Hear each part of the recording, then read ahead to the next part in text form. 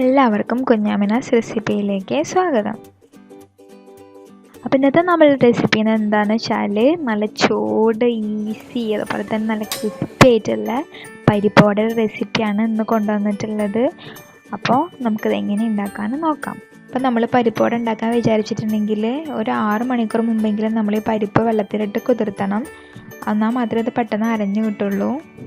Next നമ്മൾ ഇത് ഉണ്ടാക്കുന്നതിന് മുൻപ് തന്നെ ഒരു അരമണിക്കൂർ മുമ്പെങ്കിലും നമ്മൾ ആ വെള്ളത്തിൽ നിന്ന് വാർന്ന് വെച്ചിട്ടുണ്ടാവണം. എന്നാൽ മാത്രമേ വെള്ളം ഫുള്ളായിട്ട് അതിൽ നിന്ന് പോവുള്ളൂ. അല്ലെങ്കിൽ നമ്മൾ അരക്കുമ്പോൾ വെള്ളം കൂടുതലാവാനുള്ള ചാൻസ് ഉണ്ട്. അപ്പോൾ ഞാൻ മിക്സിയിലേക്ക് ഇട്ട് കൊടുക്കുകയാണ് ഈ പരിപ്പ് ഒന്ന് അരച്ചെടുക്കാൻ വേണ്ടിയിട്ട്. നമ്മൾ വെള്ളമൊന്നും ഒഴിക്കാതെ തന്നെ കേട്ടോ ഇത് അരച്ചെടുക്കുന്നത്. അങ്ങനെ നമ്മളുടെ പരിപ്പ് ഇപ്പോൾ പാകത്തിന് അരഞ്ഞ് കിട്ടിയിട്ടുണ്ട്. നല്ല വെണ്ണ പോലെ അരഞ്ഞിട്ടേണ്ട ആവശ്യമൊന്നുമില്ല. കാരണം നമ്മൾ പരിപ്പോടെ കഴിക്കുമ്പോൾ കണ്ടിട്ടില്ലേ ആ പരിപ്പ് ഇങ്ങനെ കടിക്കണം ചെറുതായിട്ട്. അപ്പോൾ ഈ കാണുന്ന ഭാഗം നമ്മൾക്ക് കറക്റ്റ് പരിപ്പോടെ ഉണ്ടാക്കാനായിട്ടുള്ള ഒരു കൺസിസ്റ്റൻസിയാണ്. നെക്സ്റ്റ് നമ്മൾ ഒരു ബൗൾ എടുത്തിട്ട് ഈ അരച്ചിട്ടുള്ള പരിപ്പ് ആ പാത്രത്തിലേക്ക് ഇട്ട് കൊടുക്കുക. നെക്സ്റ്റ് നമുക്ക് ഇതിലേക്ക് കുറച്ചും കൂടി ഇൻഗ്രീഡിയൻസ് ആഡ് ചെയ്ത് കൊടുക്കാനുണ്ട്. നെക്സ്റ്റ് നമ്മളിതിലേക്ക് ചെറുതായി അരിഞ്ഞിട്ടുള്ള ഇഞ്ചി ഇട്ട് കൊടുക്കുക. അതുപോലെ തന്നെ ചെറുതായി അരിഞ്ഞിട്ടുള്ള പച്ചമുളക് ഇട്ട് കൊടുക്കുക.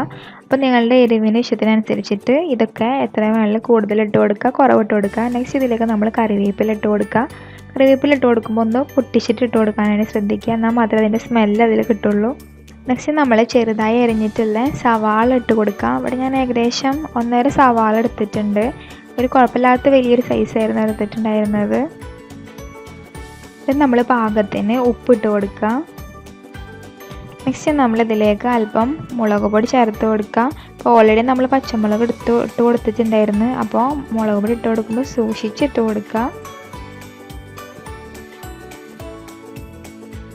അപ്പോൾ നമ്മളിപ്പോൾ എല്ലാ ഇൻഗ്രീഡിയൻസും ഇട്ട് കൊടുക്കൽ കഴിഞ്ഞു. ഇനി ഒരു സ്പൂൺ യൂസ് ചെയ്തിട്ട് എല്ലാതും കൂടിയിട്ട് ഒന്ന് മിക്സ് ചെയ്ത് കൊടുക്കുക.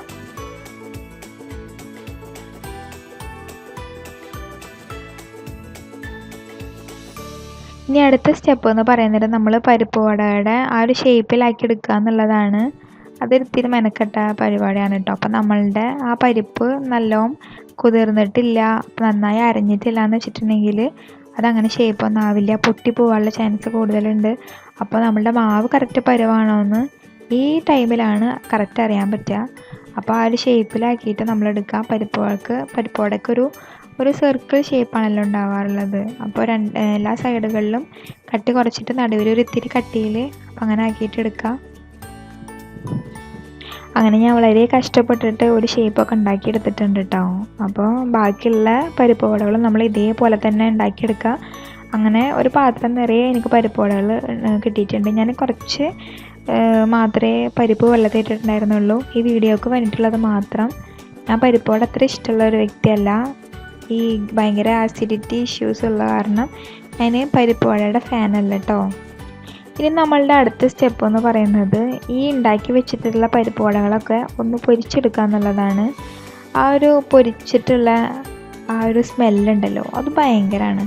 ഞങ്ങൾ കുന്നംകുളം ക്ലാസ് കഴിഞ്ഞിട്ട് ആ ബസ് കയറാൻ വേണ്ടി പോകുന്ന ടൈമിൽ കാണാം അവിടെ നല്ല ഭയങ്കര സ്മെല്ല്. അപ്പോൾ ഇവിടെ നിന്ന് നോക്കുമ്പോൾ കാണാം ഇത് കുഞ്ഞു പരിപ്പ് വടകളായിരിക്കും. 2 രൂപയുണ്ടുള്ളൂ അതിന്.